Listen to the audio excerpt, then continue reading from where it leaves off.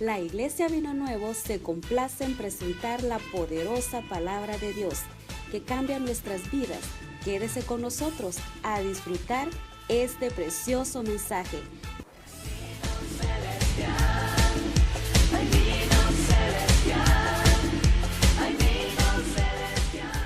Vamos a continuar nuestro estudio sobre hermenéutica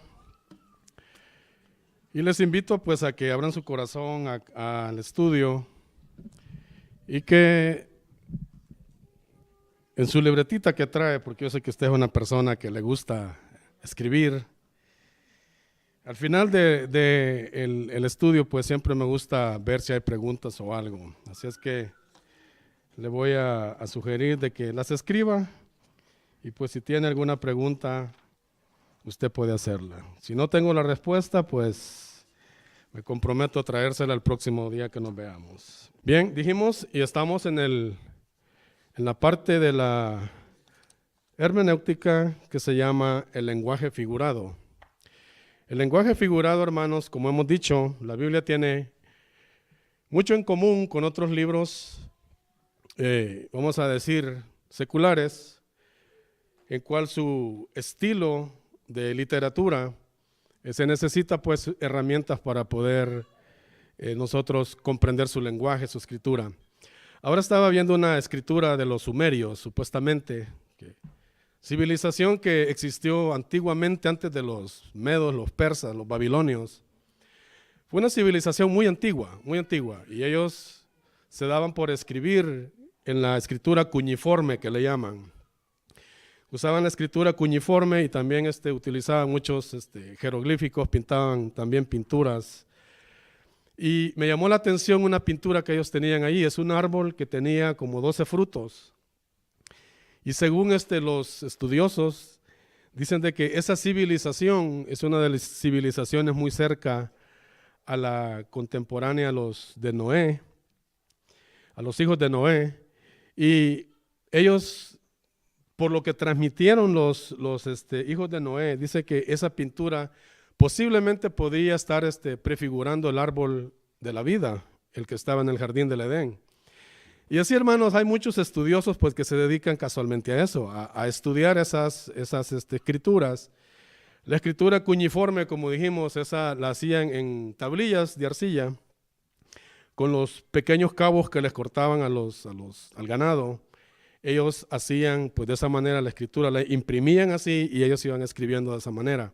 Son escrituras muy antiguas, lenguas antiguas pues que desgraciadamente en nuestros tiempos podemos decir que son lenguas muertas, pero gracias a Dios también que Él le ha dado al hombre habilidades para poder comprender los idiomas. Yo tengo un hermano que se le hace, mire, así facilito para aprender idiomas. Yo le hubiera querido tener tu cabeza, luego para. Es uno de mis mayores hermanos. Y pues, en el estudio, hermano, de la palabra de Dios, nosotros también necesitamos herramientas, como lo hemos venido diciendo. No se trata de hacer un estudio frío de la Biblia, de decir, abrimos la Biblia y leemos algo, no nos gusta, y luego nos pasamos a otro libro. No hay que tener disciplina para leer la Biblia. Si usted empieza a leer un libro, termine el libro. Mire, yo casi estoy terminando ya la primera carta a los Corintios. Ya por el capítulo 10 voy por ahí, ¿sí? Todo el tiempo paso leyendo la Biblia, la paso leyendo, memorizando. Hay veces que repito como unas 50 o unas 60 veces un capítulo. Y de esa manera, pues, logro retener casi un 90% de lo que el capítulo dice. Y así hay veces por eso es que paso mucho en un libro metido. Por ahí hay un libro que dice, el literato dice, crece con sus tiempos libres. El que pasa, dice, muy ocupado, no puede hacerse sabio. Sigue la narración diciendo, no puede hacerse sabio, dice, el que pasa toda su vida arando. El que pone su intención o pone su intelecto para manejar bien la aguijada. ¿Sabe qué es la aguijada? No es la ahijada, no, la aguijada. O sea, por si mi lenguaje no lo logra captar. La aguijada es la vara con que se puya los bueyes. ¿Se acuerda que el Señor Jesucristo hizo casualmente una figura de esa manera cuando le dice el apóstol Pablo? dura cosa te es dar cosas contra el aguijón. Él está diciendo que él lo estaba picando y Pablo estaba tirando patadas. Eso es lo que le está diciendo. O sea, Pablo no quería entrar a la voluntad de Dios y andaba muy, muy rebelde. Y entonces yo lo estaba picando con la aguijada. Entonces dice, no es, dice, el que pasa, dice, arando con los bueyes, ni el que se dedica a manejar bien la aguijada, ni el que para atrasar bien los surcos. Otro tanto, dice el escritor, podemos, dice, hablar de los artesanos. Dice, el que se preocupa, dice, por girar bien el torno, por dar bien las figuras a lo que está moldeando.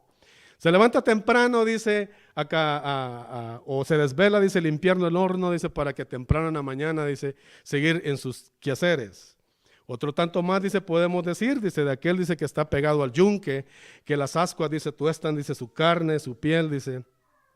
Y de esta manera, dice, el martillo, dice, ensordece sus oídos. Hermano, el escritor describe un montón de trabajos y dice que el que pasa todo el tiempo ocupado en sus quehaceres no puede hacerse sabio. Pero al final de la escritura viene el escritor también diciendo, pero dice, sin ninguno de ellos, dice, no puede haber comercio. Sin ninguno de ellos, dice, no puede traficar el mundo. Pero dice, no serán llamados, dice, en una asamblea a discurrir, dice, o a presentar, dice, discursos de oratoria, ni se verá, dice, en la congregación, dice, o donde estén, dice, los jueces. ¿Por qué? Dice, porque estos están dedicados, pues, a otro oficio. Pero dice el capítulo 39 de ese libro, ¿qué diferencia, dice, es que en aquel, dice, que medita y estudia la ley del Altísimo? ¿Sabe de qué libro le estoy hablando? Ni idea, ¿va? Le estoy hablando del libro de Eclesiástico.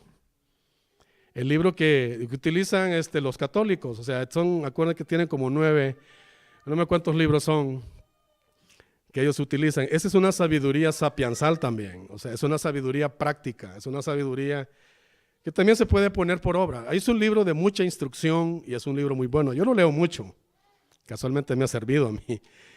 Y pues, cualquiera que sea la literatura, hermanos, se necesita interpretarla, se necesita ver qué trató de comunicar el escritor a su generación. De la misma manera la palabra de Dios.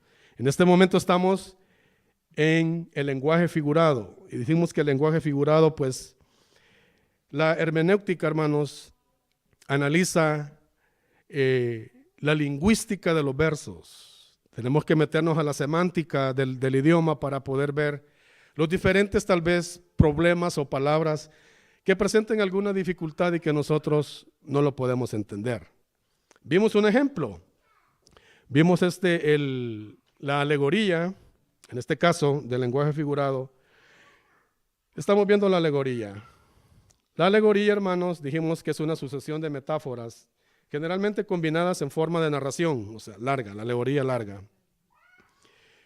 Y su significado, pues, literal, prescinde, o sea, no se puede prescindir de él. ¿Por qué? Porque es un lenguaje figurado. Entonces necesitamos nosotros interpretarla. Por su pluralidad, característica y todo lo que contiene, pues no se parece a la metáfora simple. Metáfora simple es cuando el Señor Jesucristo dijo, yo soy la vid verdadera y mi Padre dijo, es el labrador. Es una metáfora simple. De esa metáfora simple se desprende una narración que lleva por objeto, hermanos, un lenguaje figurado, una sucesión de metáforas en la cual de esta manera se compone una alegoría. Dijimos que para poder nosotros comprender una alegoría es necesario ver los puntos, los vocablos o las palabras que se repiten. Por ejemplo, en la alegoría o en la narración del buen pastor, ¿cuáles son los puntos que más se repiten ahí? O los que salen a relucir en la narración. ¿Se recuerdan? ¿Se recuerdan cómo fue que la vimos? Váyanse al Evangelio de San Juan y lo abren en el capítulo 10, donde le echamos la lupa al verso 10, ¿se acuerdan? Donde todos pensábamos que el ladrón era el diablo y resultó que no, eran los pícaros líderes de Israel.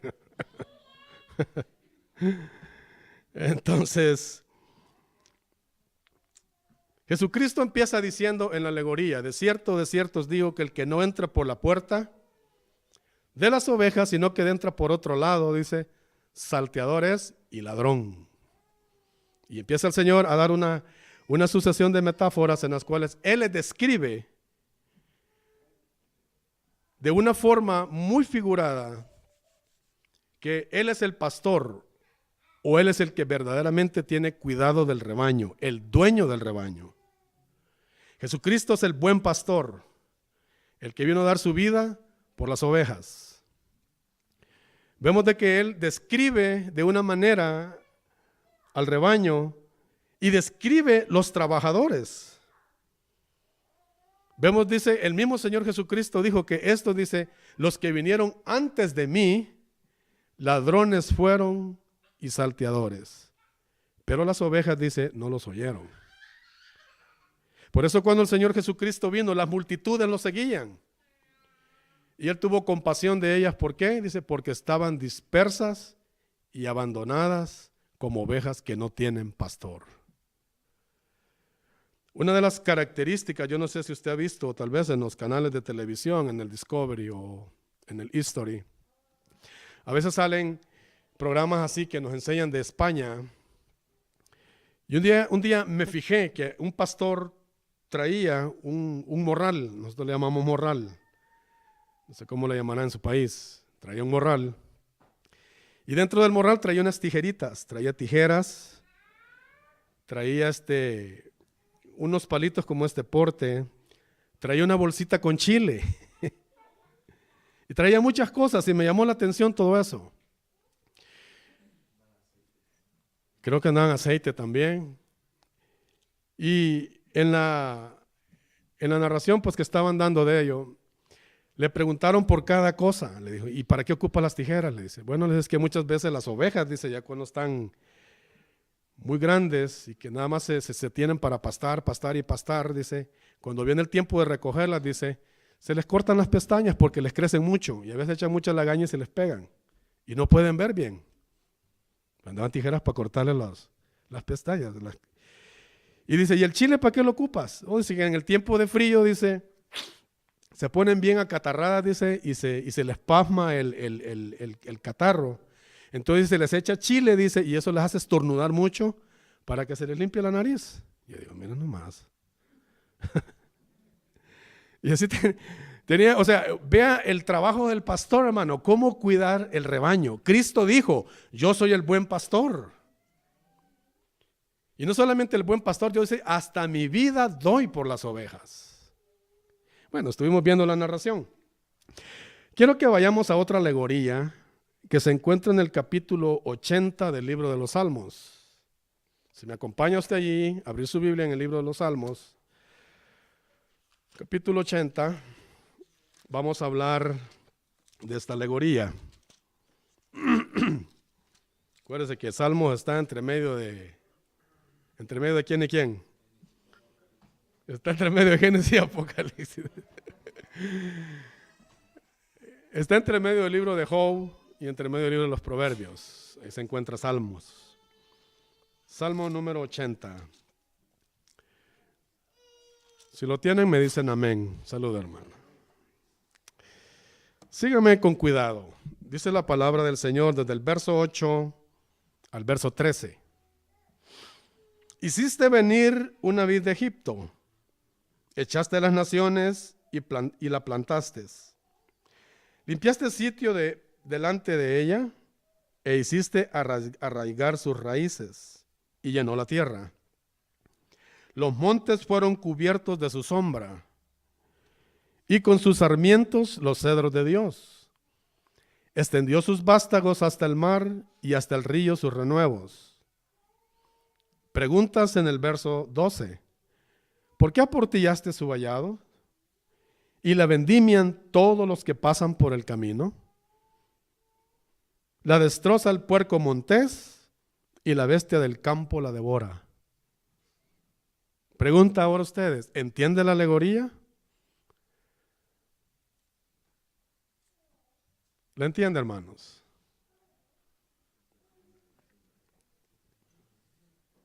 Hiciste venir una vid de Egipto. El salmista, bajo un lenguaje figurado, empieza a hablar de la nación de Israel. Y dice, hiciste venir una vid de Egipto. Fíjese la palabra vid. ¿Se acuerda qué fue lo que dijo el Señor Jesús? Yo soy la vid verdadera. A Israel también se le llama vid. Él dijo, el salmista dice, hiciste venir una vid de Egipto.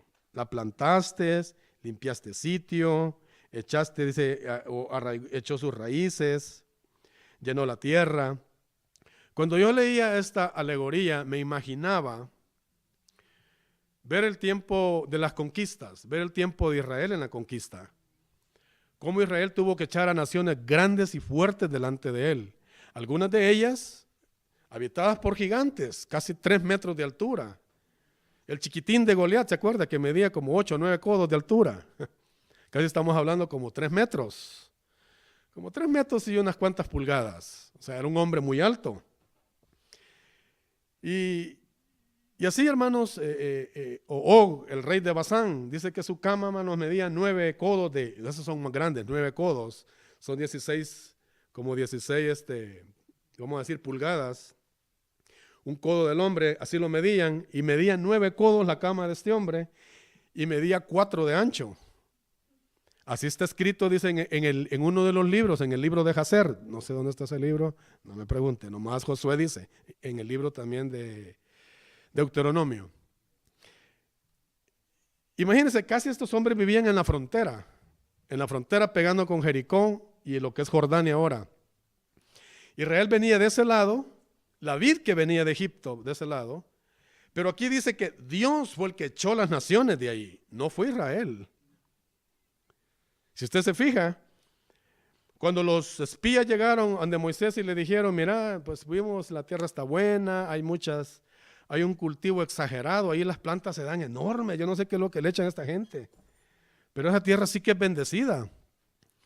Pero dijeron, también vimos a los hijos de Anac, los gigantes, y empiezan a decir, y éramos como langostas, como chapulines a la par de ellos, y empezaron a exagerar de una manera, a hacer unas hipérboles, hermanos, que el pueblo de Israel, en vez de gozarse y de confiar en Dios que les iba a dar la tierra, se desanimaron.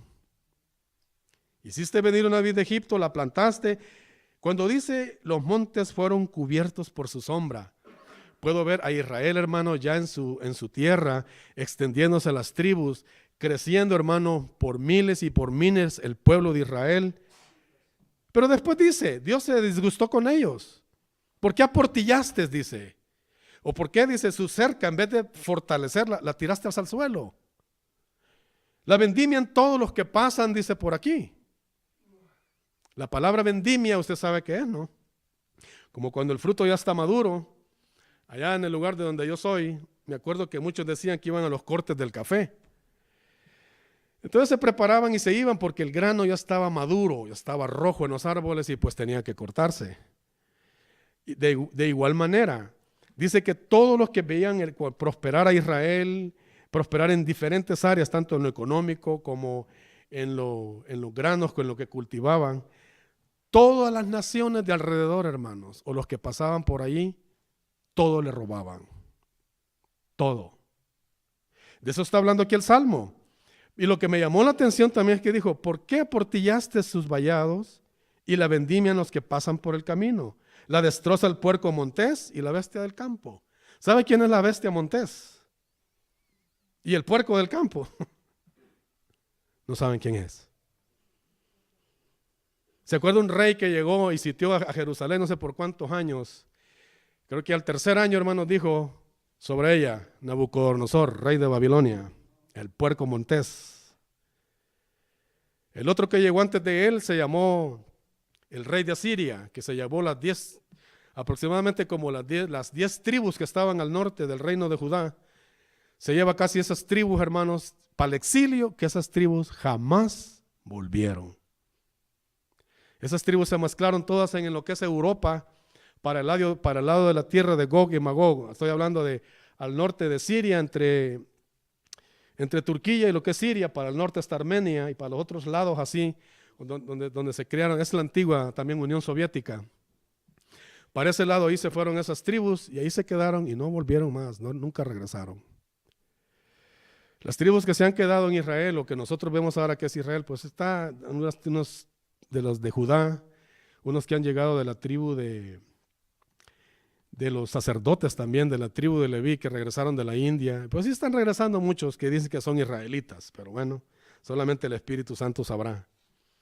Entonces, estas son las personas que describe la Biblia como animales que se lanzaron sobre su pueblo y lo despedazaron. Vamos a hablar un poco de geografía. Sabe que Israel, la nación de Israel está puesta, vamos a decir así, está puesta de una manera, hermanos, en el territorio donde está, que por eso el evangelio, cuando se predicó el evangelio, se pudo ir luego hacia Europa, se pudo ir hacia el oriente y se pudo ir abajo hacia África.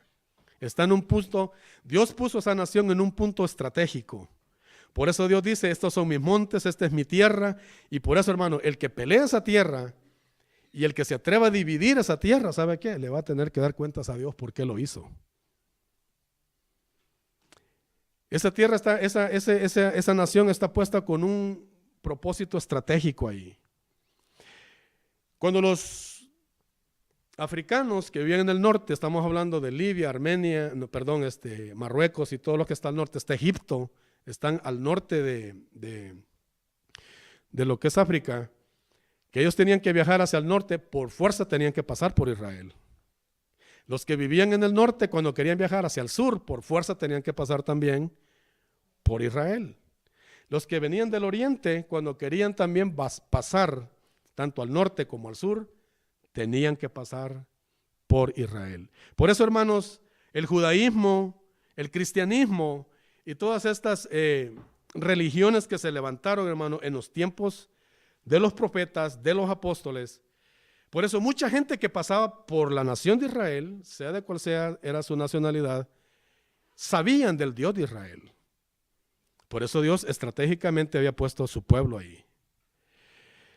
Desgraciadamente, pues en los tiempos de Peleg, no Pelé, el de Brasil, no Peleg, con G al final.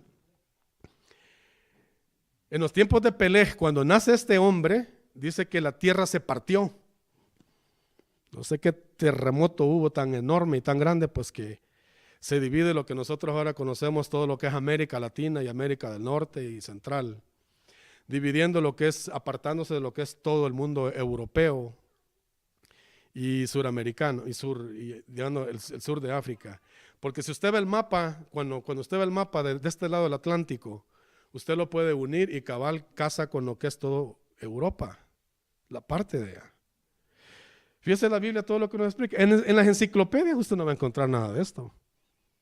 El nombre de las primeras naciones, las primeras lenguas que hubieron, las primeras civilizaciones, el primer nombre de la primera ciudad que hubo. ¿Quién me la dice? Ahí está en la Biblia escrito. ¿Cómo se llamó la primera ciudad que hubo? ¿Y quién la fundó? ¿Se acuerda? ¿Se ha leído usted el libro del Génesis? Ahí está en el capítulo 4. La primera ciudad que se menciona en la Biblia se llamó la ciudad de Enoc y la fundó Caín, el que mató a Abel. Léalo, ahí está en el capítulo 4 de Génesis. No pasó ya el examen, hermanitos. ¿Qué pasó?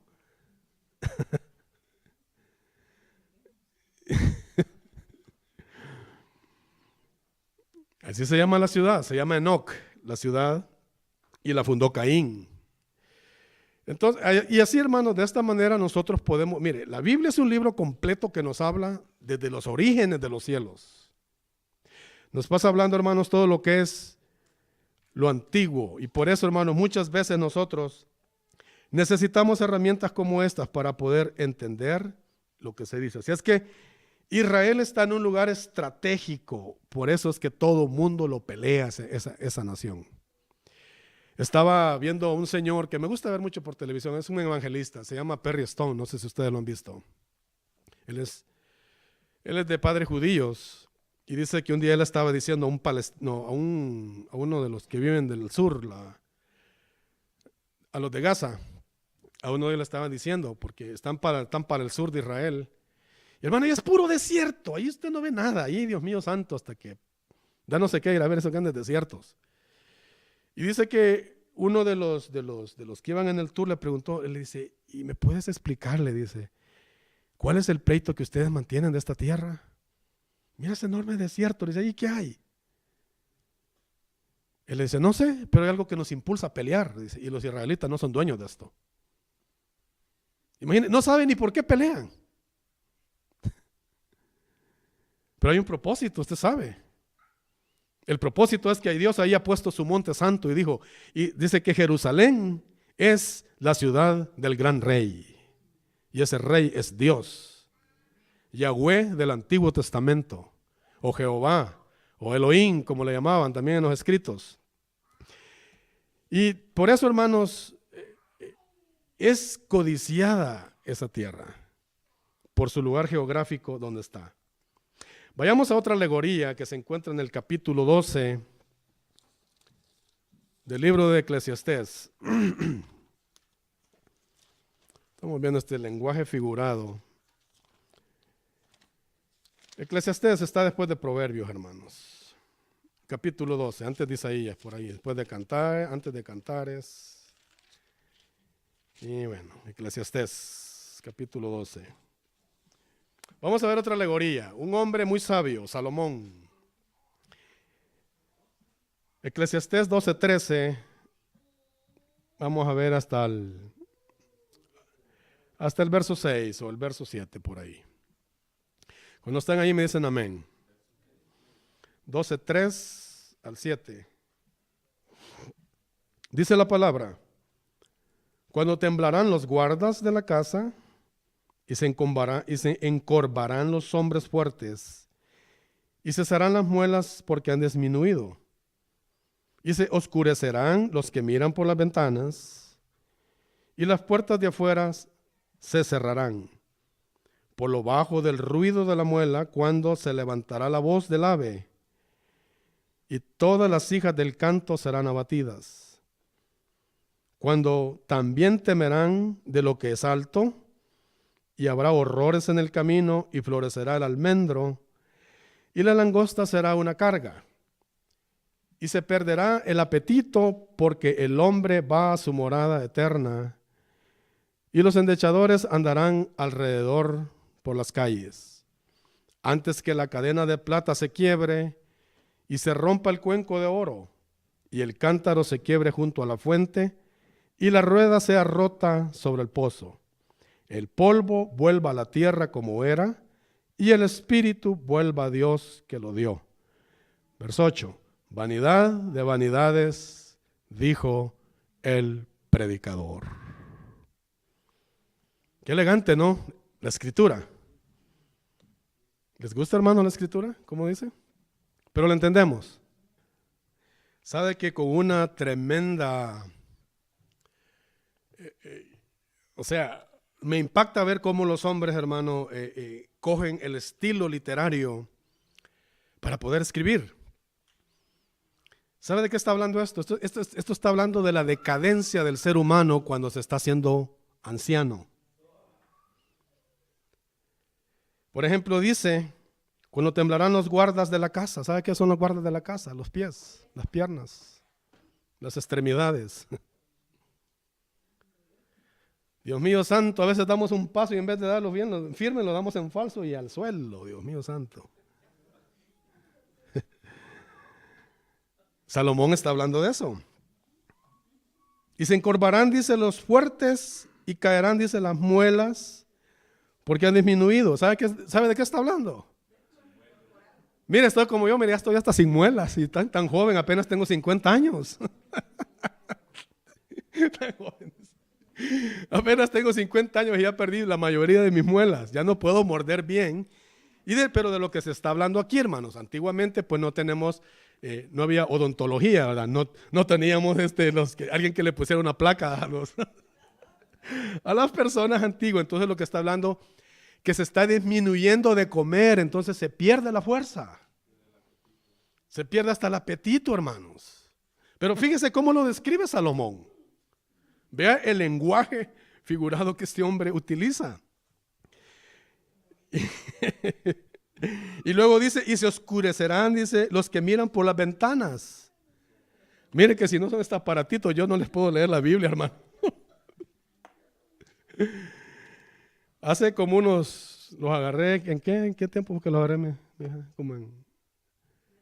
Hace como 3 meses, ¿no? Y fíjese que me he dado cuenta de que ya necesito otra prescripción, me está fallando mucho la vista. Es que mucho leo, hermano, a veces paso hasta 10, 15 horas leyendo. Algo exagerado, pero cuando descanso, en mis días de descanso leo mucho, leo bastante. Entonces dice aquí, los que se oscurecerán, está hablando de los ojitos. Dice, y las puertas de afuera, dice, se cerrarán, dice, por lo debajo del ruido de la muela, cuando se levantará la voz del ave. Mire, esto está describiendo una ya precaria situación de la persona. Cuando se queda sordo, cuando no hay quien le ayude para levantarse. Y dice, cuando también, dice, temerán de lo alto y habrá terrores en el camino, hermano, cuando ya no se puede caminar. Cuando usted se levanta y mire, son unos mareos que si no se agarra de la silla, hermano, allá vuelan las sandalias. Por eso, jovencito que me escuchas en esta noche,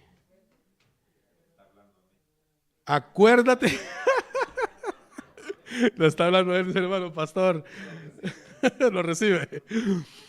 Por eso, jovencito amado que me escuchas en esta noche, mira lo que dice el verso 1. Acuérdate de tu Creador en los días de tu juventud. Sírvanle a Dios. Ahorita que ustedes tienen fuerza, que tienen vigor, que la mente no les falla como nos falla a nosotros. En vez de decir que un texto que está en Mateo lo andamos buscando en Apocalipsis.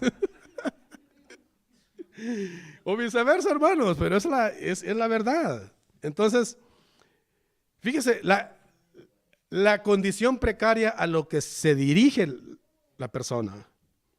Cuando también dice, temerán de lo que es alto, habrá terrores en el camino, florecerá el almendro y la langosta, dice, será una carga. Hermano, ya cuando uno está viejo, ¿ya para qué de tantas cosas?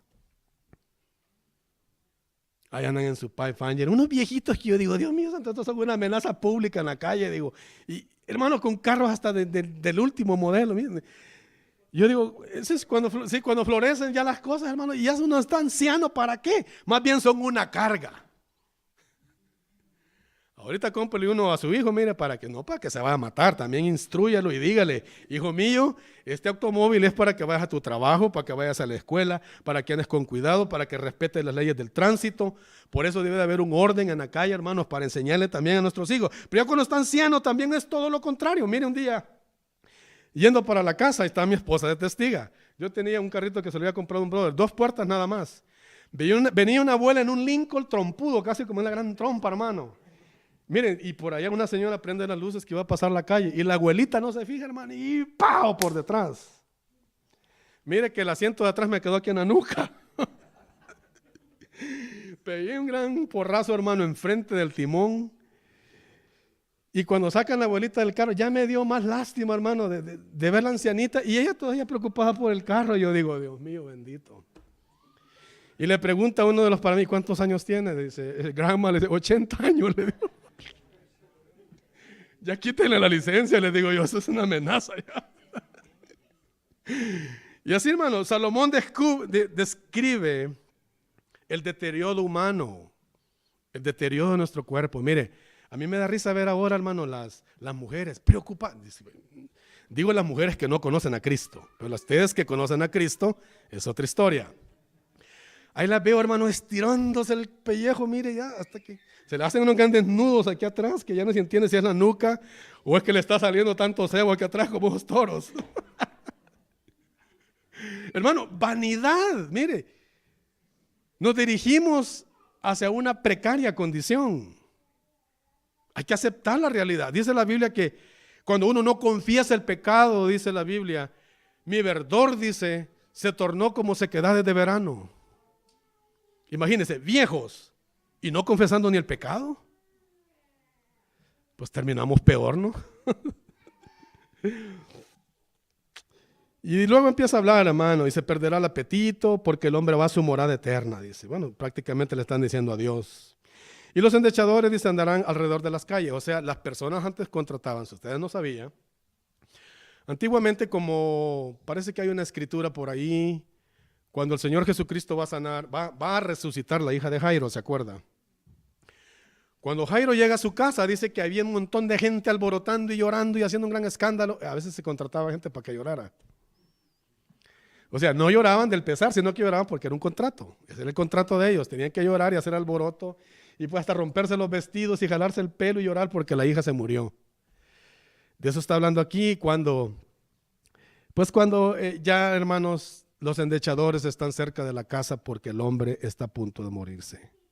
Antes que la cadena de plata se quiebre y se rompe el cuenco de oro. Estamos hablando de las cosas espirituales. Cuando se desprenda el alma del cuerpo, o cuando se desprenda eso, hermano, que lo que le da vida a esta materia, que Dios lo hizo eterno, el soplo, el alma, el espíritu, cuando se desprenda totalmente y se vaya, dice el espíritu vuelva a Dios que lo dio, y el alma pues al lugar donde su corazón estuvo inclinado, hacia las cosas de este mundo, a la materia, o hacia el Dios que lo creó. Eso es lo que dice la palabra. Dice, y la rueda dice, y por eso dice el verso 7, para terminar, dice, el polvo vuelva a la tierra como era, y el espíritu vuelva a Dios que lo dio. Pues se cree que cuando Salomón está escribiendo este libro, él había pasado una crisis tremenda, además de tener 1000 mujeres. Qué crisis, Dios mío. De tener, hermanos, la crisis de que sus mujeres lo inclinaron a la idolatría y de haber apostatado contra Dios. Un hombre tan sabio, hermanos, que el mismo el Señor Jesucristo dijo que otro hombre más sabio como ellos no ha habido en el mundo. Salomón y Cristo. Pero él dijo, aquí hay alguien más grande que Salomón. ¿Por qué? Porque era la sabiduría personificada. Ahí estaba Cristo, el creador de los cielos y la tierra y de todo lo que existe. La sabiduría personificada. Dice Salomón en su epílogo casi en el libro, vanidad de vanidades. Todo es vanidad. ¿Para qué preocuparse? Vemos una alegoría, y por eso le digo una alegoría, donde nos enseña a nosotros lo precario, hermanos, hacia donde nosotros nos conducimos. La enseñanza de esta alegoría es, sirvámosle a Dios ahora que tenemos fuerzas y estamos jóvenes. Estamos jóvenes. Digamos amén, hermanos.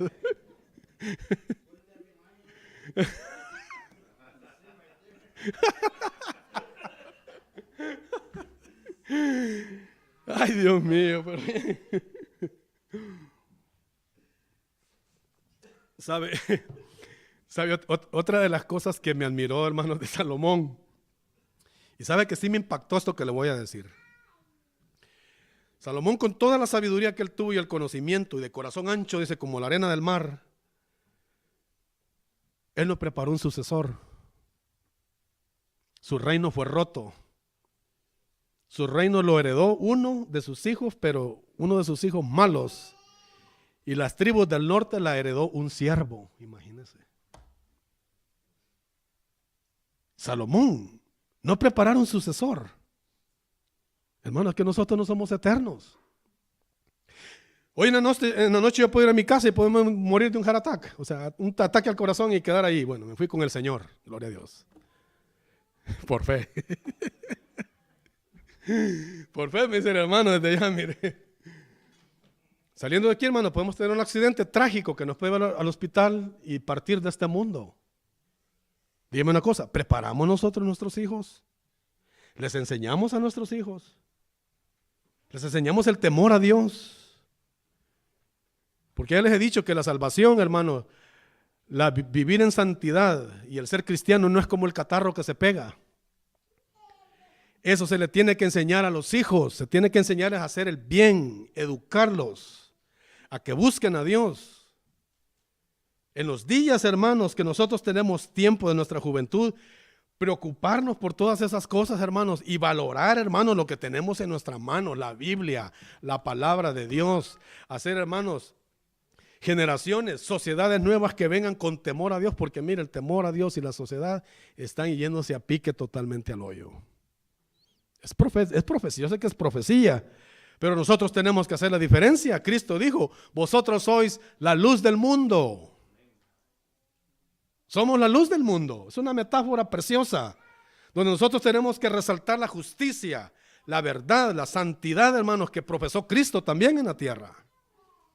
Cristo dijo, una ciudad, dice, en un monte alto no puede esconderse de nada. Eso es lo que está hablando, dice, así como ustedes, hermanos, yo los he investido, dijo Cristo, de poder, de sabiduría, de conocimiento y todo eso. Ustedes no escondan lo que yo les he dado, denlo al mundo también. De esa manera, hermanos, tenemos que hacer nosotros también. Así es que, mientras seamos jóvenes y estemos fuertes, sirvámosle al Señor, hermanos, con todas nuestras fuerzas y con toda nuestra dedicación. Servirle a Cristo, dar testimonio. El testimonio, ¿sabe qué? Es morir, completamente morir al yo. Porque cuando la Biblia habla de dar testimonio, lo que se está hablando es que usted lo ponían en una corte y le decían, confiesa que solo César es rey y que él es Dios. Si no, pues vas a los leones. Y ellos tenían que dar testimonio, los cristianos de aquel tiempo, y decían, no, el rey de reyes es Jesucristo el Señor. ¿Dónde terminaron nuestros hermanos? En un circo romano comido por leones, porque dieron testimonio de Cristo. Qué impactante, hermanos, fue esa palabra que recibieron, esa doctrina que recibieron, esos textos, hermanos, pudieron caer en el corazón de nuestros hermanos primitivos, hermanos, con una fuerza que a ellos no les importó. A ellos lo único que les importó fue morir ellos, morir, hermanos, a sus ambiciones, a todo lo terrenal, para que de esa manera poder, hermanos, ver que Cristo se reflejara en sus vidas. De la misma manera aquí Salomón está diciendo, yo ya estoy viejo, ya estoy hasta sin muelas, puede decir, ya estoy hasta encorvado porque ya no puedo comer bien, ya me dirijo a la sepultura, el cántaro está a punto de quebrarse, esta olla de barro. Yo no voy a ser como algunos expositores de la palabra dicen de que nosotros no debemos de cuidar el cuerpo porque muere el pecado y esto y lo otro que allá. Le voy a decir esto. El apóstol Pablo, escribiendo a los corintios, les dijo que el que destruye el cuerpo del Señor, dice, Dios lo va a destruir a él. Él está hablando de que tenemos que cuidar nuestro cuerpo. El cuerpo es para el Señor, el cuerpo no es para la fornicación, no es para el adulterio, no es para nada de eso. El cuerpo es para el Señor Jesucristo. Y además de eso les voy a decir, cuídense con lo que comen. Cuidémonos, hermanos, por eso estamos todos diabéticos, llenos de azúcar. Mírate, comemos, hermanos, no salimos del, bueno, no vino, hermano, no salimos del Burger King, del McDonald's y de comidas, hermanos, rápidas, y de feria están saturadas de grasa, y de feria, mire, le dan un gran bote así de Coca-Cola con hielo. Imagínense que todo eso en el estómago, hermano, para digerirlo, y ya viejo uno. Por eso las arterias del corazón están tapadas, saturadas de tanta grasa. Mira, hermano, yo he tenido que hacer un gran esfuerzo y yo se lo digo, lo confieso mi pecado. El pan dulce, hermano, Dios mío santo. Ya somos todos, dice el hermano. No, hermano, no, mire, yo le estoy diciendo la verdad. Salomón habla de un cuidado, de cuidarnos. ¿Quiere usted vivir saludable? Coma bien, haga ejercicios. Mire, yo por eso, desde que estoy trabajando ahí, ya vieron el gimnasio en mi trabajo, yo no he dejado de ir al gimnasio porque, ¿sabe qué? Hace como varios años atrás, me quiso dar una embolia. Y cuando yo fui donde el doctor me dijo, mira, una cheeseburger más, me dijo, y tu corazón revienta. Y yo dije, bueno, le dije, ¿por qué? Tenés mucha grasa. Me dice, los triglicéridos tenían, hermano, una altura, yo creo que andaban por las nubes. Que me paraba de la silla y sentí un mareo tan horrible. Y yo dije, voy a investigar qué es eso lo que estoy sintiendo. Fui donde el doctor, me chequeé, me dijo, bueno, me pegó una gran regañada y me dijo, mijo, hacer ejercicio y coma mejor. Sin mentirle, en un mes los niveles los bajé bastante. Me dediqué a comer ensaladas, nada más pollito y al ejercicio. Y mire ahora, hermano, ya ni me levanto bien de la silla, ya no siento mareos. Porque, hermano, si no se cuida usted bien, ¿quién lo va a cuidar? Dígame. Cuidémonos, hermanos. Usted ve aquí bajo una alegoría, Salomón nos describe algo que pues lamentablemente, hermanos, allá nos dirigimos gracias a nuestro padre Adán y a nuestra madre Eva. Bien, veamos otra alegoría y esta es la última porque el tiempo se fue ya muy veloz.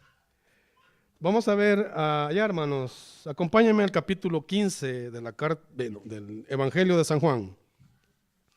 Vamos a leer la alegoría de la vid. Esta alegoría está preciosa, hermanos.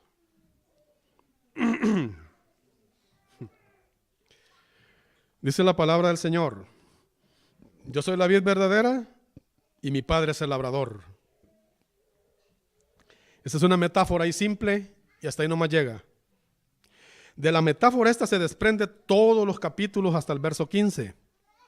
Dice: todo pámpano que en mí no lleva fruto lo quitará, y todo aquel que lleva fruto lo limpiará, para que lleve más fruto. Ya vosotros estáis limpios por la palabra que os he hablado. Permaneced en mí y yo en vosotros. Como el pámpano no puede llevar fruto por sí mismo si no permanece en la vid, así tampoco vosotros si no permanecéis en mí. Yo soy la vid, vosotros los pámpanos. El que permanece en mí y yo en él, éste lleva mucho fruto, porque separados de mí nada podéis hacer. El que en mí no permanece será echado fuera como pámpano y se secará, y lo recogen y lo echarán en el fuego y arden. Si permanecéis en mí y mis palabras permanecen en vosotros, pedid todo lo que queréis y os será hecho. Este texto lo ocupan mucho los de la prosperidad. Ya, ahí se dan vuelo, hermano. Miren, aquí Cristo dijo, pero sí, hay que pedir todo aquello de acuerdo que esté con la voluntad de Dios, no nuestros propios deseos. Ajá. Nadie dijo amén, pero así es. ¿En qué texto vamos? Mire, le digo que ya necesito mis lentes. Verso 7. Vamos a repetir otra, dice: si permanecéis en mí y mis palabras permanecen en vosotros, pedid todo lo que queréis y os será hecho. En esto es glorificado mi Padre, en que llevéis mucho fruto y seáis así mis discípulos. Como el Padre me ha amado, así también yo os he amado. Permaneced en mí, en mi amor. Si guardareis mis mandamientos, dijo Cristo, permaneceréis en mi amor, así como yo he guardado los mandamientos de mi Padre y permanezco en su amor. Estas cosas os he hablado para que mi gozo esté en vosotros y vuestro gozo sea cumplido. Este es mi mandamiento, que os améis unos a otros como yo os he amado. Nadie tiene mayor amor que este, que uno ponga su vida por sus amigos. Vosotros sois mis amigos si hacéis lo que yo digo. Ya no os llamaré siervos, porque el siervo nada sabe lo que hace su señor, pero os llamaré amigos, porque todas las cosas que oí de mi Padre os las he dado a conocer. Es una alegoría muy hermosa, donde nos está hablando, hermanos, de una vid. Usted sabe que es una vid, ¿no? ¿Sabe qué es una vid? Por aquí están los pámpanos, creo, por este dibujado uno, creo. Una ramita donde se dan las frutas. Los viñedos, o sea, cuando el Señor utiliza esta figura para decirle a sus discípulos de que ellos tienen que permanecer pegados a Él. Pegados. Déjeme hablarle de los puntos más importantes aquí de esta alegoría. Punto número 1, la Biblia dice que Cristo es la vid, así como hay un solo olivo. No hay dos olivos, hay un solo olivo, donde se desprendían ramas naturales que eran las 12 tribus de Israel. Por desobedientes, Dios los desgaja y las quiebra e injerta un olivo silvestre que somos nosotros. Pero no hay dos olivos, hay un solo olivo. Por eso el pueblo de Dios es uno, judíos y gentiles. ¿Injertados en quién? En Cristo Jesús el Señor. El pueblo rebelde que está allí ahorita de Israel, hermanos, Dios no lo puede ver con gracia. ¿Por qué? Porque no creen en el Mesías. La masa de gentiles que hay también, enemiga de Dios y enemiga de los cielos de Dios y de su escritura y su palabra y su pueblo, también Dios los ve así, hermanos, como sarmiento que está allí, pero que es un olivo silvestre. Solamente a través de Cristo, como en estas figuras que ellos utilizan, nosotros podemos tener la vida verdadera, podemos, hermanos, conocer a Dios. Y aquí dice el Señor Jesucristo, como el pámpano no puede llevar fruto por sí solo, sino que tiene que estar pegado a la vid, así nosotros, hermanos. Hay otra figura más hermosa, dice, vosotros sois el cuerpo de Cristo. Todos somos miembros en particular, es la misma idea que se está hablando. ¿Cómo usted, hermano, se puede arrancar la mano y tirarla allá y decir, bueno, ahora ¿cómo va a trabajar la mano si está fuera de su cuerpo? De la misma manera también ahora nosotros somos planta que el Padre Celestial cultiva juntamente con su Hijo Jesucristo. Nuestro Señor es la vid y nosotros estamos injertados en Él. Se habla del fruto. ¿Cuál es el fruto que tenemos que dar? En primer lugar, es el fruto de santidad. Capítulo 5, verso 22 de la carta a los Gálatas dice, mas el fruto del Espíritu es, en primer lugar, amor. Entonces las 9 cosas que ahí se mencionan es el fruto del Espíritu. Fíjese que se está hablando en singular, el fruto del Espíritu, no los frutos. Porque los 9 que se menciona ahí, amor, paciencia, benignidad, fe, longanimidad y todo eso, lo produce el Espíritu en uno.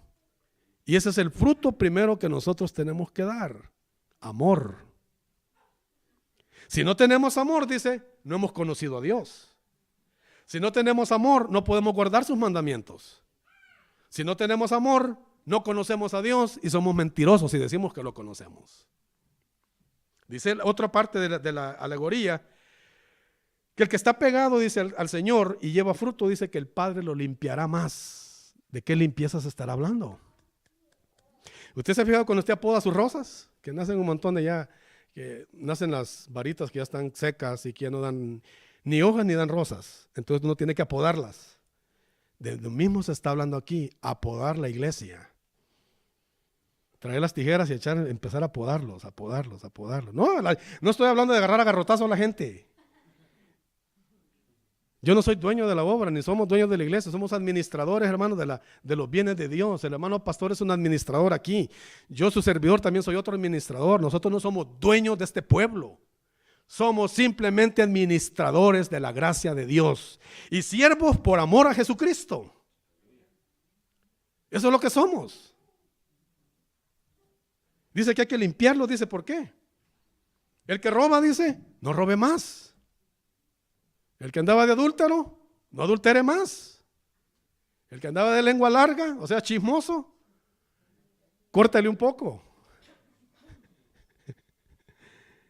Y empieza hablando así la Biblia, hermanos. El Padre nos va a limpiar más, pero ¿cuál es el objetivo? Para que llevemos más fruto. Se está hablando. ¿Y con qué nosotros podemos limpiar al pueblo? ¿Se acuerdan lo que dice el libro, el Salmo 119? ¿Con qué limpiará el joven su camino? Con guardar tu palabra. Entonces, de la manera que nosotros nos podemos limpiar, ¿cuál es? A través de la palabra de Dios. Conociendo el Evangelio, conociendo la voluntad de Dios, conociendo lo que Dios quiere. Hay otra cosa que da terror aquí, que dice que el pámpano que no lleve fruto, que nada más está ahí, inutilizando las ramas, el Padre lo cortará y se secan, dice, y es echado al fuego. ¿Sabe qué se está hablando ahí? Se está hablando de un castigo. Se está hablando del fin de los tiempos. Se está metido dentro de esta alegoría, se está hablando del final. Cuando se recoja todo aquello, hermano, que no ha servido, de los peces de la red, cuando se arranque la cizaña, cuando se arranque todo eso que ha sido estorbo para el reino de los cielos, hermanos, en esta tierra, y se eche al reino de los, donde habita ahí, donde está el fuego, está a una temperatura máxima. ¿Usted me entiende? El punto principal de aquí es, ¿sabe qué es? El amor. El amor de Cristo. Si nosotros no permanecemos en ese amor, no vamos a poder llevar fruto, no vamos a poder crecer, no vamos a poder hacer absolutamente nada. ¿Y qué va a venir? Va a venir la hoz y nos va a cortar a todos. Si el hermano Arquímedes lo dijera, usted ni se preocupe, hermano. Pero es la palabra de Dios la que lo dice. Así es que bajo estas alegorías, bajo este lenguaje figurado, Dios nos habla de una relación con Él, una relación íntima con Cristo. a conocerlo en amor, a conocerlo de esa manera, hermanos, para que nosotros llevemos, dice, fruto, y el fruto dice, de gloria a Dios en los cielos. Estas tres alegorías quería que viéramos. Hay más alegorías, hermanos. Por ejemplo, está, si quieren anotar los textos, está la alegoría de Agar y Sara, Gálatas capítulo 4, verso 21 al 31. Está la alegoría de la responsabilidad de edificar, en 1 Corintios 3, 10 al 15. O sea, la responsabilidad de edificar. La alegoría de la armadura del cristiano, capítulo 6 de Efesios, verso 11 al 17. La alegoría de la nueva Pascua, que también la encontramos en 1 Corintios 5, 8. Y como le digo, hay varias alegorías, pero nada más estas tres quería que viéramos y que las viéramos así un poco para nosotros tener una idea de lo que nos habla la Escritura. El próximo vez que nos reunamos vamos a ver los medios de orientación para determinar el significado de una alegoría. Son 5 puntos que quiero que lo vamos a leer nada más, y con eso terminamos lo que es alegoría y vamos a pasar a la fábula y al enigma, que son los otros puntos que tienen aquí, las figuras compuestas. La fábula, usted sabe que las encontramos en la Biblia, y el enigma están dentro de la palabra de Dios también. Figuras retóricas que es necesario que nosotros las veamos. ¿Quién dice gloria a Dios? ¿Tienen alguna pregunta, hermanitos? Hasta aquí damos ya con el estudio.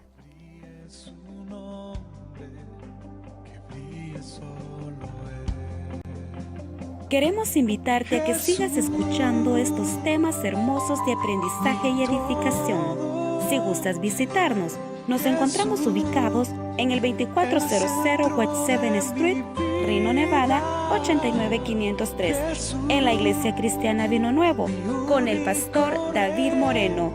Te esperamos. Dios te bendiga.